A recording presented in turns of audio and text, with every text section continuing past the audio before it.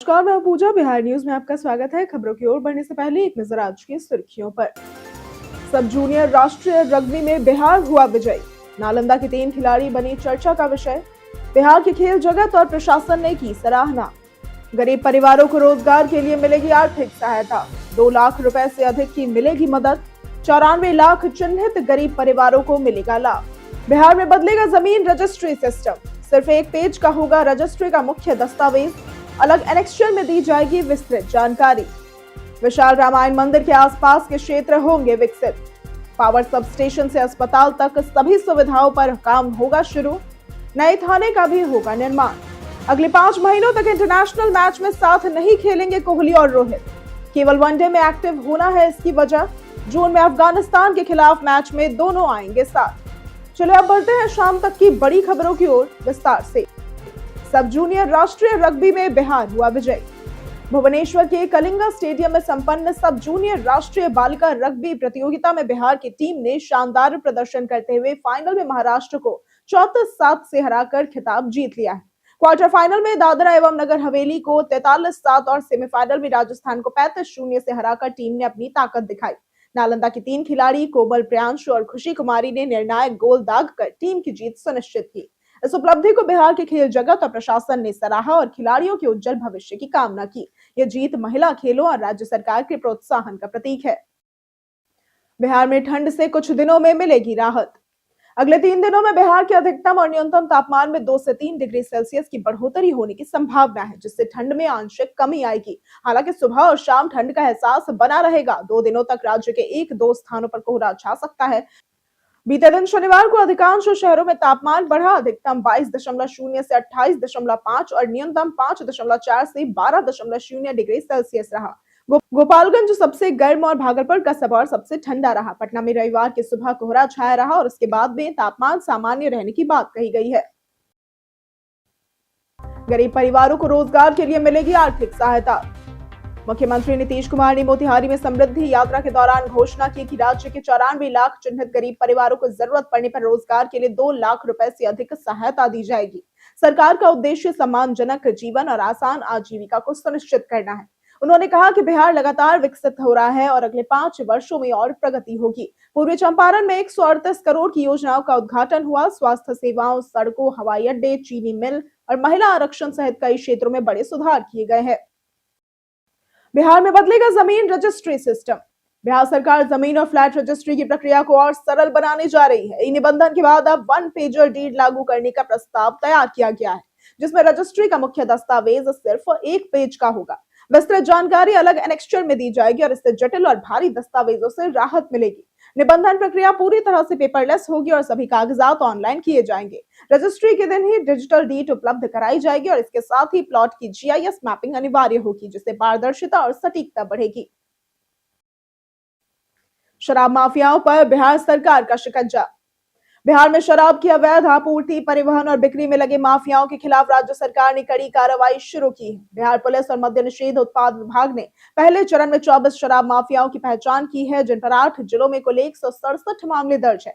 इनमें 13 mafia jail में है, जबकि 11 के खिलाफ सीसीए 3 के तहत जिला बदर की कार्रवाई की गई है। अपराध से अर्जित संपत्ति जब्त करने के लिए बीएनएसएस की धारा 107 के तहत प्रक्रिया चल रही है। बेगूसराय में सबसे अधिक 5 माफिया चिन्हित हुए हैं। दरभंगा एयरपोर्ट की सुरक्षा अब सीआईएसएफ के हवाले। दरभंगा एयरपोर्ट की सुरक्षा व्यवस्था बिहार सैन्य पुलिस से केंद्रीय औद्योगिक सुरक्षा बल यानी कि सीआईएसएफ को सौंपे जाने की प्रक्रिया अंतिम चरण में है। भारत नेपाल अंतर्राष्ट्रीय सीमा के समीप स्थित होने और सुरक्षा संवेदनशीलता को देखते हुए निर्णय लिया गया है। सांसद सह एयरपोर्ट सलाहकार समिति के चेयरमैन डॉक्टर गोपाल जी ठाकुर के आग्रह पर गृह मंत्रालय ने मैन पावर सर्वे को मंजूरी दी है। एयरपोर्ट पर 912 करोड़ की लागत से नया terminal, night landing system, cat 2 सुविधाएं, एलिवेटेड रोड, फुट ब्रिज और केंद्रीय बलों के लिए आवासीय व प्रशासनिक ढांचे की पहल भी तेजी से की जा रही है। विशाल रामायण मंदिर के आसपास के क्षेत्र होंगे विकसित। मुख्यमंत्री नीतीश कुमार की समृद्धि यात्रा में पूर्वी चंपारण को विकास की कई सौगातें मिली। कैथवलिया में विराट रामायण मंदिर के विकास हेतु पावर सबस्टेशन, अस्पताल, संपर्क पथ और 4 दीवारी प्रस्तावित है और इसके साथ ही नया थाना भी खोला जाएगा। मोतिहारी में 172 करोड़ की 70 योजनाओं का उद्घाटन और शिलान्यास हुआ। धनौती पुल का निरीक्षण भी किया गया। रक्सौल एयरपोर्ट के विस्तार और महत्वपूर्ण पुल परियोजनाओं को तेज करने के निर्देश दिए गए और सबका सम्मान जीवन आसान योजना के तहत जनता की शिकायतों का ऑन स्पॉट समाधान सुनिश्चित किया जाएगा। प्रगति यात्रा के तहत 7 निश्चय लक्ष्य के रोड मैप पर भी चर्चा हुई। अंतर जिला तबादले के बाद 410 शिक्षकों की गृह जिले में तैनाती शुरू। बिहार में अंतर जिला तबादले के बाद जहानाबाद जिले में 410 शिक्षक शिक्षिकाओं की तैनाती शुरू हो चुकी है, जिसे प्रशासनिक और सियासी दोनों रूप से अहम माना जा रहा है। ई शिक्षा कोष पोर्टल के जरिए पारदर्शी प्रक्रिया अपनाते हुए शिक्षक को उनकी पसंद के जिलों में पदस्थापना दी गई है। इनमें अधिकांश शिक्षक जहानाबाद के निवासी हैं, जो वर्षों से अन्य जिलों में कार्यरत थे। गृह जिले में लौटने से उन्हें पारिवारिक और सामाजिक राहत मिली है। विभिन्न वर्गों में हुई इन नियुक्तियों से शिक्षकों की कमी दूर होगी और शिक्षा की गुणवत्ता में सुधार की उम्मीद है। बिहार में पुलिस सर्किलों का होगा बड़ा पुनर्गठन। बिहार पुलिस मुख्यालय ने अपराध नियंत्रण, विधि व्यवस्था और अनुसंधान में सुधार के लिए राज्य के पुलिस अंचलों के पुनर्गठन का प्रस्ताव तैयार किया है।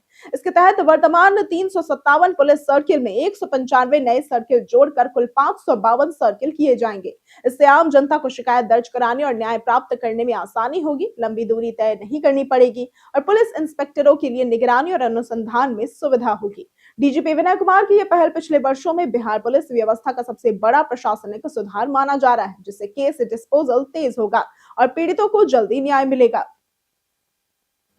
पटना आरा सासाराम 4 लेन के लिए लगेगा जमीन मुआवजा कैंप।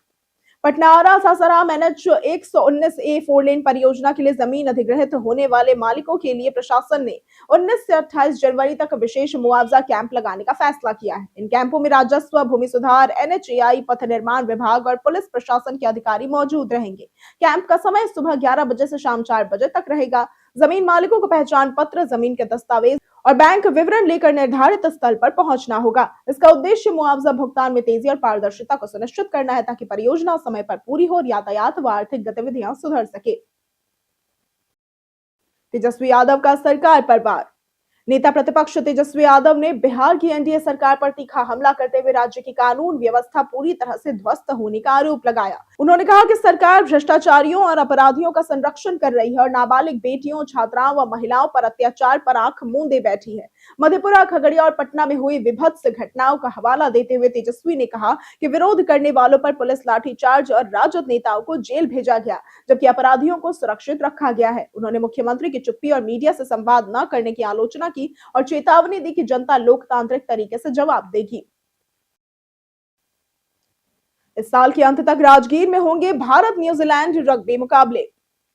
भारत और न्यूजीलैंड के मैत्री संबंधों के 100 वर्ष पूरे होने के अवसर पर दोनों देशों के बीच रग्बी मैचों का आयोजन किया जाएगा। ये मुकाबले नवंबर-दिसंबर में बिहार की राजगीर स्थित राज्य खेल अकादमी में होंगी, जिसमें भारत और न्यूजीलैंड की अंडर 20 महिला व पुरुष टीमें हिस्सा लेंगी। दिसंबर में भारतीय टीम न्यूजीलैंड जाकर 2 और मैच खेलेगी और इस संबंध में इंडियन रग्बी फेडरेशन के अध्यक्ष राहुल बोस ने बिहार सरकार के वरिष्ठ अधिकारियों से चर्चा की और अप्रैल में सीनियर नेशनल रग्बी चैंपियनशिप के आयोजन का प्रस्ताव रखा। यह आयोजन दोनों देशों की दोस्ती को और मजबूत करेगा। केंद्र सरकार की इथेनॉल नीति से बिहार उद्योग पर बढ़ा संकट। केंद्र सरकार की नई इथेनॉल खरीद नीति से बिहार का इथेनॉल उद्योग गंभीर संकट में है। तेल कंपनियों द्वारा खरीद 100% से घटाकर 50% किए जाने से राज्य के 14 डेडिकेटेड इथेनॉल प्लांट आधी क्षमता पर या पूरी तरह से बंद हो गए हैं। इससे हजारों मजदूर बेरोजगारी के कगार पर है और पलायन का खतरा बढ़ा है। फैक्ट्रियों का कहना है कि आधी क्षमता पर संचालन आर्थिक रूप से संभव नहीं। मांग घटने से मक्का और टूटे चावल के दाम गिरे हैं, जिससे किसान भी नुकसान झेल रहे हैं। समाधान अगर ना हुआ तो रोजगार सृजन का सपना टूट सकता है। जमुई में भारी मात्रा में विदेशी शराब हुई बरामद।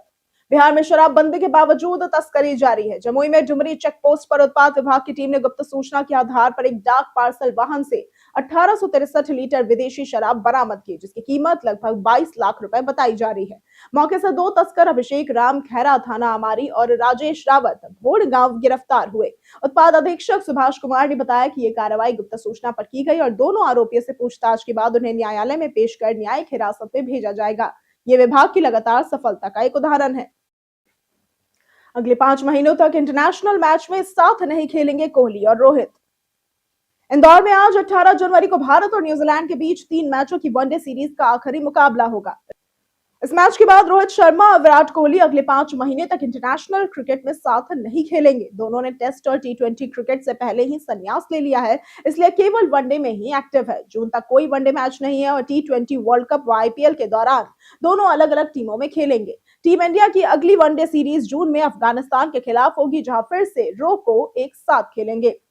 बीते दिन हमारे द्वारा पूछे गए सवाल का जवाब आप लोगों में से बहुत लोगों ने हमारे कमेंट सेक्शन में लिख कर दिया है। जिन्होंने हमारे द्वारा पूछे गए सवाल का जवाब दिया है उनके नाम है नरेंद्र कुमार सिन्हा, नागेंद्र कुमार, राकेश मिश्रा, रंजीत मिश्रा, रमेश कुमार, राम बाबू दास, डॉली कुमारी, अनवर करीम खान, संजीव कुमार, रंजय तिवारी, राजकिशोर महतो, प्रियंका कुमारी, कुश कुमार यादव, सबिता कुमारी, गौतम पासवान, नौशाद रजा, संजीव कुमार, रंजीत कुमार, राजेश मांझी, सुनील सिंह, सोनाली कुमारी, रवि मोहन वर्मा, सनी यादव, हरेंद्र सिंह, राजेश कुमार शर्मा, विजेश कुमार, बाबूलाल मरांडी, कामेश्वर सिंह और रवि कुमार गुप्ता।